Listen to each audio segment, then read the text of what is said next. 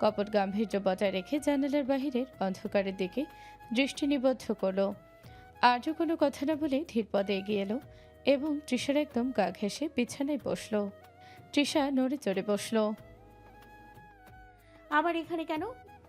আর্য কোনো উত্তর না দিয়ে পকেট থেকে 2 নীল রঙের খাম বের করে তৃষার কোলের ওপর রাখল। তৃষা ভ্রুকুচকে খাম দুটোর দিকে তাকিয়ে শুধালো। এসব কি? Open it. তৃষা প্রথমে নিতে না চাইলেও কৌতূহলে বর্ষবর্তী হয়ে খামটা খুলল। ভেতরে তাকাতেই ওর চোখের মণি দুটো বিস্ময় বড় বড় হয়ে গেল। কক্সবাজারে 2টো রিটার্ন এয়ার টিকিট। ও অবাক হয়ে আর্যর দিকে তাকাতেই আর্য আলতো হেসে বলল, হানিমুনের কথা বলছিলে না? So this is it. আগামীকাল বিকেলের ফ্লাইট, শুধু তুমি আর আমি। তৃষা টিকিট দুটো হাতে নিয়ে কিছুক্ষণ স্তব্ধ হয়ে রইল। মনের ভেতরের অভিমানের বরফটা গলতে শুরু করলেও দুষ্টুমি করা লোকটা সামলাতে পারল না। সে ঠোঁট উল্টে টিপ্পনি কেটে বলল, হানিমুনে গিয়ে কি হবে? সব আকাম তো আগেই করা শেষ। এখন টিকিট দেখে লাভ কি? আর্য এবার বেশ শব্দ করে হেসে উঠল। তৃষার কাঁধে হাত রেখে ওকে নিজের দিকে টেনে নিয়ে লহমাই বলল, আরে জান, ওটা তো ছিল ঘরোয়া বাসর, আর এটা হবে অফিসিয়াল হানিমুন। ওটার ফিলিংস আলাদা আর এটার ফিলিংস সম্পূর্ণ আলাদা। Don't mix them up. Trisha আর্যর বুকে একটা মৃদু কিল মেরে লজ্জায় লাল হয়ে গেল। আর্য ওর কপালে একটা দীর্ঘ চুমু খেয়ে অস্ফুট স্বরে বলল, আসলে ক্যাপ্টেন কখনো তার লেডি লাভকে হারতে দেয় না। You won this round, my queen. দিগন্ত বিস্তৃত নীল জলরাশির অবারিত বিস্তারের মাঝে নীলিমা এসে মিশেছে সমুদ্রের অতলে। ফেনীল উর্মিমালা অবাধ্য তটরেখার আশ্রে পড়ে এক নিরন্তর জল তরঙ্গ সৃষ্টি করছে। দোদুল্যমান ঝাপনের মর্মধ্বনি আর সমুদ্রের গম্ভীর গর্জন মিলেমিশে এক অলৌকিক সুরলহরী তুলেছে বালুকা বেলায়। তপ্ত বালুকানা অস্তর্বিত আলোয় স্বর্ণবর্ণ ধারণ করেছে। ঘণ্টাখানেক আগে তৃষা আর্য আর টুইঙ্কেল এসে পৌঁছেছে এই স্বপ্নীল সৈকতে। কথা ছিল এই যাত্রা হবে শুধু একজোড়া হৃদয়ে নিভৃত আলাপানের। কিন্তু এই ছোট্ট পরিটিকে ছেড়ে আসা আর্যের পক্ষে যেমন অসম্ভব ছিল, তৃষার মাতৃসুলভ হৃদয়েও তা সইত না। আর্য দ্বিধায় ছিল ঠিকই, কিন্তু তৃষায় জেদ ধরে টুইঙ্কেলকে সঙ্গে নিয়েছে। এখন এই সমুদ্র তীরে ওরা কেবল এক দম্পতি নয়, এক পূর্ণাঙ্গ সুখী পরিবার। বর্তমানে ওরা সমুদ্রের একদম কোল ঘেঁষে দাঁড়িয়ে থাকা এক অভিজাত হোটেলের সুইটে অবস্থান করছে। কক্ষের এক প্রান্ত জুড়ে বিশাল কাচের দেয়াল, যা ভেদ করে বাহিরের নীল জলরাশি আর ফেনীর সমুদ্রের উদ্দাম নৃত্য স্পষ্ট দৃশ্যমান। টুইঙ্কেল জানালার কাচের ওপর ছোট ছোট হাত রেখে উত্তেজনায় কাঁপছে। ও বারবার লাফিয়ে উঠে আর্য শার্ট নিচে ধরে থেকে টেনে ধরে আধো আধো কণ্ঠে আবদার করছে, পাপা, লুক অ্যাট দ্য ওয়েভস। চলো না নিচে যাই, আমি ওই সাদা ফেনাগুলো ধরবো। আর্য আলতো হেসে টুইঙ্কেলকে কোলে তুলে নিল। ও নাকে না ঘষে আদরে স্বরে বলল, নো প্রিন্সেস, এখন যাওয়া যাবে না। সান অলরেডি সেট করেছে, আর এখন জোয়ারের সময়। ইটস লিটল বিট ডেঞ্জারাস নাও। আমরা কাল সকালে যাব, ওকে? টুইঙ্কেল এবার সাহায্য প্রার্থী হয়ে ছোট উল্টে তৃষার দিকে তাকালো। তৃষা তখন ড্রেসিং টেবিলের সামনে দাঁড়িয়ে নিজের অবিন্যস্ত চুলগুলো ঠিক করছিল। আয়নায় আর্য আর টুইঙ্কেলের খুনসুটি দেখে ওরা ধরে এক চিলতে মায়া মাখানো হাসি ফুটে উঠল।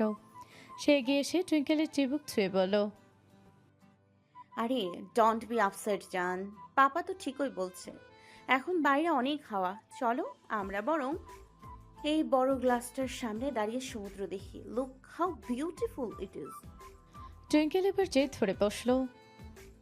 No, Bunny, I want to go now. Please, Papa, just for 5 minutes. আর্য অসহায় ভঙ্গিতে তৃষার দিকে তাকিয়ে ফিসফিস করে বলল, নিন ম্যাডাম, সামলান আপনার মেয়েকে। ওকে নিয়ে তো আমার রোমান্টিক হানিমুন এখন বেবি ডে আউট হয়ে যাচ্ছে। তৃষা হাসতে হাসতে আর্যর হাত জড়িয়ে ধরল। আর্যর কাঁধে মাথা রেখে বাহিরের রক্তিম আকাশের দিকে তাকিয়ে বলল, কাম অন ক্যাপ্টেন, এই যে আমরা তিনজন একসাথে এই বিশাল সমুদ্রের সামনে দাঁড়িয়ে আছি, এর যে রোমান্টিক আর কি হতে পারে বলো তো? This is our perfect moment. Just feel the vibe. Arya এক হাত দিয়ে তৃষাকে নিজের বলিষ্ঠ পক্ষে টেনে নিল আর অন্য হাতে টুইঙ্কেলকে আগলে রাখলো। জানালার ওপাশে তখন সমুদ্রের নীল জলরাশি ক্রমে অন্ধকারে চাদরে ঢাকা পড়ছে। আর্য তৃষার কপালে একটা আলতো চমকে বলল, ইউ আর রাইট মাই লাভ। তোমাদের দুজনকে পাশে নিয়ে এই সাগরের গর্জন শোনাও যেন এক অপার্থিব সুখ। I am the luckiest man on this world. Twinkle ওদের কথোপকথনের মাঝে আহ্লাদি স্বরে বলল। Love you papa, love you বানি। তৃষা টুইঙ্কেলের কপালে গভীর স্নেহে চুম্বন এঁকে দিয়ে আদরের স্বরে বলল। লাভ ইউ টু জান। আর্য তখন মুগ্ধ নয়নে মেয়ের মিষ্টি মুহূর্ত অবলোকন করছিল, কিন্তু তৃষার মুখে শুধু মেয়ের প্রতি ভালোবাসার বহিঃপ্রকাশ দেখে সে এবার অভিমানী নাটক শুরু করলো। বাচ্চাদের মতো ঠোঁটলটে কৃত্রিম গাম্ভীর্য ফুটিয়ে তুলে ও বলল, বাহ, বেশ তো। শুধু নিজের মেয়ের বেলাতেই যত সব লাভ ইউ টু, আর এদিকে হাজবেন্ড যে 24 ঘন্টা আই লাভ ইউ বলে মুখে ফেনা তুলে ফেলেছে, তার বেলায় কোনো রিপ্লাই নেই। This is totally unfair Trisha. আর্যর এমন অতি নাটকীয় কাণ্ড দেখে তৃষা নিজের হাসি সংবরণ করতে পারল না। সে আর্যর দিকে তাকে কৌতুকের সুরে বলল, ও গড, আপনি সারাক্ষণ এমন বাচ্চাদের মতো করেন কেন বলুন তো? মাঝে মধ্যে তো আমার মনে হয় টুইঙ্কেল আপনার চেয়ে বেশি ম্যাচিওর। আর্য এবার তৃষার একদম কাছে সরে এসে ওর কানে ফিসফিস করে বলল, ম্যাচিউরিটি দিয়ে কি হবে? রোমান্টিক হাজবেন্ড হওয়াটাই তো আসল। আর তুমিও তো খুব ভালো করেই জানো তোমার একটা লাভ ইউ শোনার জন্য আমি কতটা ব্যাকুল মাই লাভ। সো ওয়াই সো কিপটে মি মাই কুইন। তৃষা এবার আর্যর মণি বরাবর দৃষ্টি নিবদ্ধ রেখে লজ্জার আবেশে আচ্ছন্ন হয়ে পড়ল। বাহিরে সাগরের গর্জন তখন যেন ওদের হৃদয়ের স্পন্দনের সাথে তাল মেলাচ্ছে। তৃষা আর্যর শার্টের কলারটা ঠিক করে দিতে দিতে নিচু স্বরে বলল, জানেন তো সব, তাও কেন বারবার বলাতে চান? কজ আমি শুনতে চাই। ওকে বাবা, I love you too. Happy now? No. আকস্মিক আর্যর এমন গুরুতরভাবে তৃষা ভরকালো। বিস্মিত নয়নজোড়া চঞ্চল হয়ে উঠল। কেন? আমি তোমার বাপ লাগি? ভাষা হারিয়ে ফেলল যেন। সামান্য এইটুকু ভুলে মানুষ এতটা গম্ভীর হয়ে যায়? আরে ভাই, আমি তোমার ভাই? আরে okay okay okay, I love you too my captain. এবার হ্যাপি? আর্যর মুখটা এবার তৃপ্তির হাসিতে ভরে উঠল। ও তৃষাকে আর টুইঙ্কেলকে আরো নিবিড় করে নিজের বাহুবন্ধনে জড়িয়ে নিয়ে জানালার বাহিরের আধারাচ্ছন্ন প্রকৃতির পানে চেয়ে বলল, not just happy my love, I feel like I want the whole world. Twinkle ওদের এই রোমান্টিক আবহ বুঝতে না পেরে মাঝখান থেকে খিলখিল করে হেসে উঠে বলতে শুরু করলো। পাপা এসে বেবি। আর্য আর তৃষা দুজনেই ওর হাসিতে যোগ দিল। পরিপূর্ণতায় ভরে উঠল সুইটটি। কাল সকালে মানে এত দ্রুত আমি বাসায় ফিরবো কি করে আপু? আর এখন তো রওনা দেওয়া সম্ভব নয়, ইতিমধ্যে সন্ধ্যা 6টা বাজে। মেহসানার বিস্ময় কণ্ঠ উপেক্ষা করে অপর পাশ থেকে মাহাতাব সাহেব বললেন,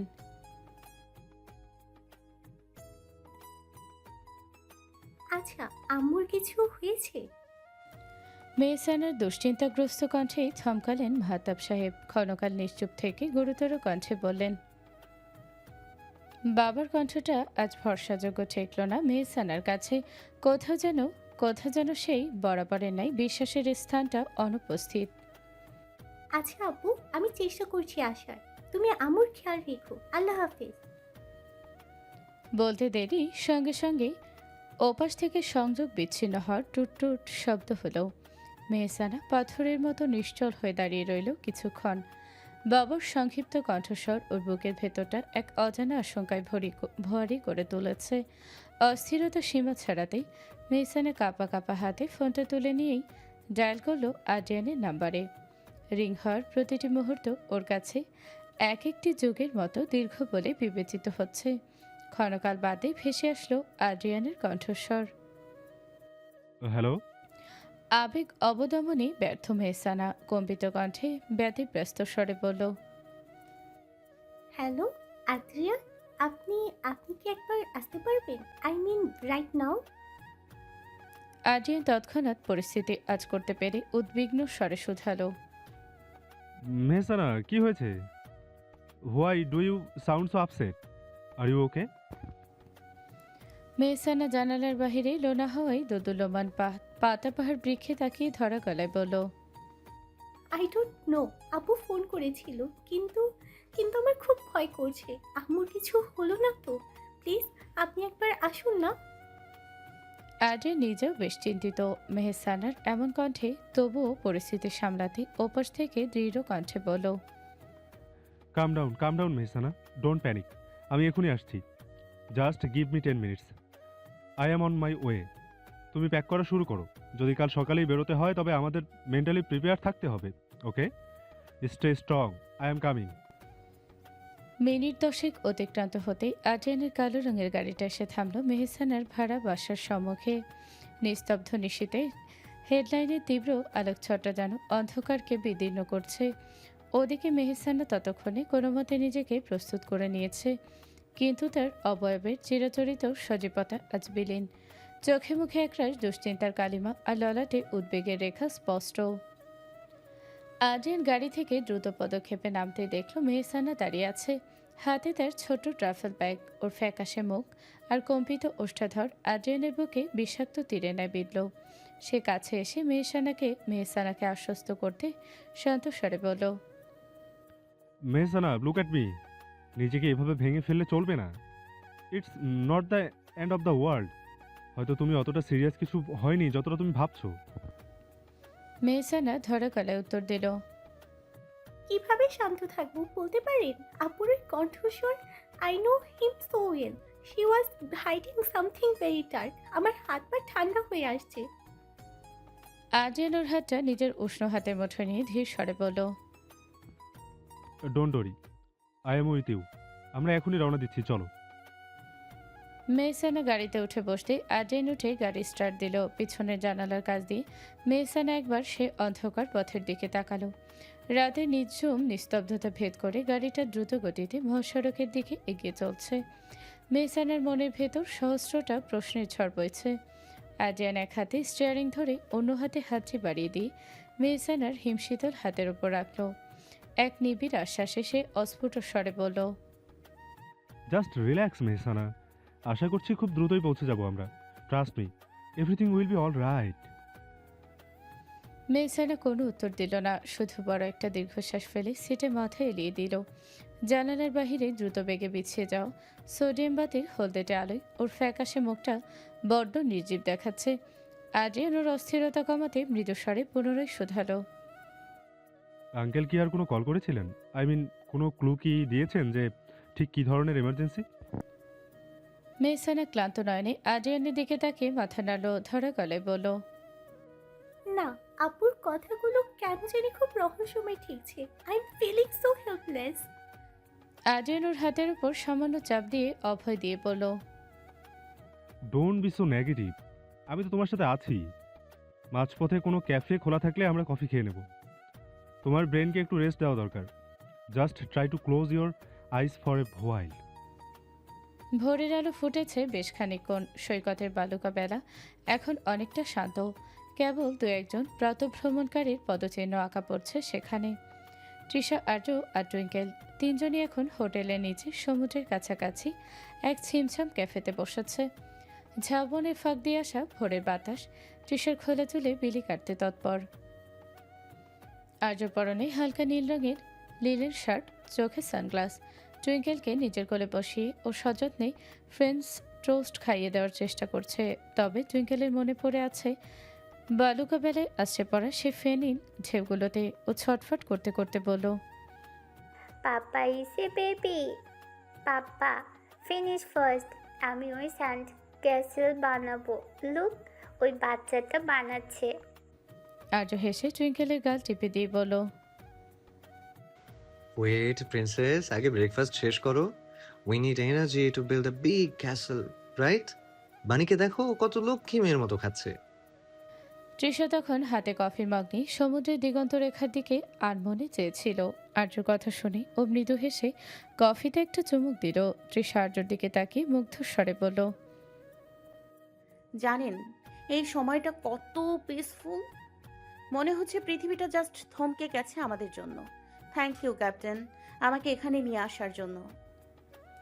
আর্য তৃষার চোখের দিকে গভীর দৃষ্টিতে তাকিয়ে নিচু স্বরে বলল, তোমাকে খুশি দেখতে পাওয়াটাই তো আমার মেইন গোল, মাই লাভ। আর এই সমুদ্র, এটা তো জাস্ট একটা ব্যাকড্রপ। আসলে বিউটি তো আমার সামনেই বসে আছে। তৃষা লজ্জায় একটু ইতস্তত করে কফির মগে মনোযোগ দিয়ে প্রসঙ্গ পাল্টাতে বলল, ও কাম অন, সবার সামনে এমন ফ্লার্ট করবেন না তো। বাই দ্য ওয়ে, আজ কিন্তু আমি টুইঙ্কেলকে নিয়ে ওয়াটার বাইক রাইড দিব। You are not invited. আর এবার কৌতুকের সুরে ভ্রু নাচিয়ে বলল, ও রিয়েলি? ক্যাপ্টেনকে বাদ দিয়ে water bike? It's like heart ছাড়া বডি। দেখবে মাঝ সমুদ্রে গিয়ে আমাকে মিস করবে। সো বেটার হয় আমাদের তিনজনকে একসাথে ইনভাইট করলে। টুইঙ্কেল এবার দুহাত তুলে চেঁচিয়ে উঠল, ইয়েস, অল থ্রি, পাপা, বানি অ্যান্ড মি। তৃষা হেসে ফেলল। আর্য ওর হাতটা টেবিলের ওপর নিজের হাতের মুঠো নিয়ে আলতো চাপ দিল।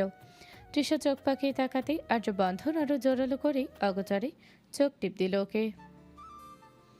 ঘড়ির কাঁটা তখন সকাল 9টা ছুঁই ছুঁই। আর্যেনের গাড়িটা মেঠো পথের একদম শেষ প্রান্তে এসে থমকে দাঁড়ালো। সামনে গলিটা এতটাই সংকীর্ণ যে চাকা ঘোরানোর উপায় নেই। আর্যেন ইঞ্জিন বন্ধ করতেই এক গভীর নিস্তব্ধতা যেন ওদের চারপাশকে আষ্টে পৃষ্ঠে জড়িয়ে ধরল। যান্ত্রিক পদক্ষেপে গাড়ি থেকে নামলো মেহসানা।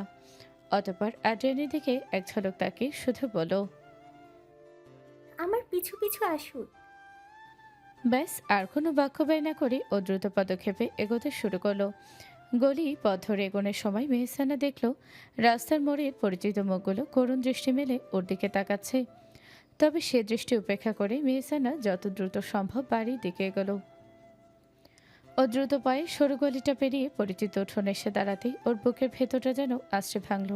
টিন শেডের দোতলা বাড়ির বিশাল উঠোনটাতে তিল ধারণের জায়গা নেই। আত্মীয় স্বজনের উপচে পড়া ভিড় ঠেলে ঠুলে কোনো মতে এগোলো মেহসানা। ওর প্রতিটি কদম যেন সহস্রমন ওজনের পাথরের ন্যায় ভারী হয়েছে আজ। পর্দার ওপারে উঠোনের মাঝখানে রাখা কাঠের খাটিয়াটি নজরে আসতেই মেহসানা থমকে দাঁড়ালো। ওর চোখের মণি দুটো স্থির হয়ে হৃৎপিণ্ডের স্পন্দনের মুহূর্তের জন্য থেমে গেল। সাদা কাফনের কাপড়ে মোড়ানো একটি নিথর দেহ শায়িত সেথায়। মুখমণ্ডলটুকু কেবল উন্মুক্ত রাখা হয়েছে, সেই চিরজানা প্রশান্ত মুখ, যারা চলে মেহসানা একদিন সমস্ত আবদার আর নিশ্চিন্তির আশ্রয় খুঁজে পেত। মেহসানা নিজের চোখকে বিশ্বাস করতে পারছে না। মস্তিষ্ক শূন্য ও কোনো মতে টলমল পায়ে খাটিয়ার পাশে গিয়ে বসে পড়ল। কম্পিত হাত বাড়িয়ে মায়ের শীতল কপালে স্পর্শ করে বলল, আম্মু, এই আম্মু, তুমি এখানে শুয়ে আছো কেন? অতঃপর ও একবার চারিধারে মানুষের দিকে তাকিয়ে বলল, আচ্ছা, আমার আম্মু এখানে শোয়া কেন? আর আমার আম্মু তো অনেক ভোরে ঘুম থেকে উঠে, এতক্ষণ তো ঘুমায় না, তাহলে আজ উঠেনি কেন? ও মায়ের মৃতদেহ পাগলের মতো ঝাঁকাতে শুরু করলো। ও আম্মু, উঠবা না? দেখো আমি আসছি তো, শরবত বানিয়ে দিবা না আমায় আম্মু? মাহতাব সাহেব ততক্ষণে মায়ের পাশে এসে দাঁড়িয়েছেন। উনি কাঁধে হাত রাখতেই মেহসানা রক্তলা দৃষ্টি হেনে তার দিকে তাকিয়ে বলল, আপু, তুমি না বললে আম্মু ঠিক আছে, তাহলে আম্মু এখনো উঠেনি কেন? দেখেছো, এই জন্যই বলতাম তুমি অন্তত আম্মুর খেয়াল রাখো, ঠিক মতো ওষুধগুলো দাও, নিশ্চিত আবার দুর্বল হয়ে পড়েছে। মেয়ের আর্তনাদেই শুষ্ক কপাল গড়িয়ে দুফোঁটা অশ্রুকণা গড়িয়ে পড়ল মাহতাব সাহেবের। তিনি মেয়েকে উঠাতে গিয়েও ব্যর্থ হলেন। মেহসানা ধুলোবালির মধ্যেই হাঁটু মুড়ে বসে পড়ল। পুনরায় মায়ের সমগ্র মুখে হাত বুলিয়ে বলল, এই আম্মু, উঠছো না কেন? মেহসানা উন্মাদের মতো পুনরায় মায়ের নিথর দেহটা ঝাঁকাতে শুরু করতেই ভিড়ের মধ্য থেকে একজন মুরব্বী এগিয়ে এলেন। তিনি মেহসানের হাত দুটো শক্ত করে চেপে ধরলেন। অভিজ্ঞ চোখ ভিজে আসতে চাইলেও তিনি কণ্ঠস্বর কঠোর করে বললেন, মেহসানা শূন্য চোখে তাকিয়ে বলল, ব্যথা লাগবে কেন? আম্মু তো ঘুমাচ্ছে, ও তো কিছু বলছে না।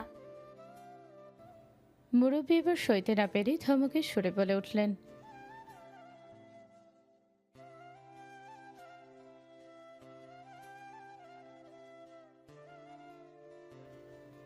মারা গেছে। দুটো শব্দ তপ্ত সীসার মতো মেহসানার কানে গিয়ে বিঁধল। ওর চারপাশের পৃথিবীটা হঠাৎ কেমন যেন দুলে উঠল। চোখের সামনে সবকিছু যেন ঝাপসা হয়ে আসছে। সে অসংলগ্ন পায়ে উঠে দাঁড়ালো। ভিড়ের মধ্য দিয়ে চোখ গেল গেটের ওপাশে। পর্দার আড়ালে আবছাভাবে আদ্রিয়ানকে দাঁড়িয়ে থাকতে দেখা যাচ্ছে। মুহূর্তেই মেহসানা হিতাহিত জ্ঞান হারিয়ে এক উন্মাদের মতো দৌড়ে গেল আদ্রিয়ানের কাছে। আদ্রিয়ান তখন বাহিরে থাকা লোকজনের কাছে সব শুনে স্তম্ভিত হয়ে দাঁড়িয়েছিল। মেহসানা ওর শার্টের হাতা খামচে ধরে আর্তনাদ করে উঠল।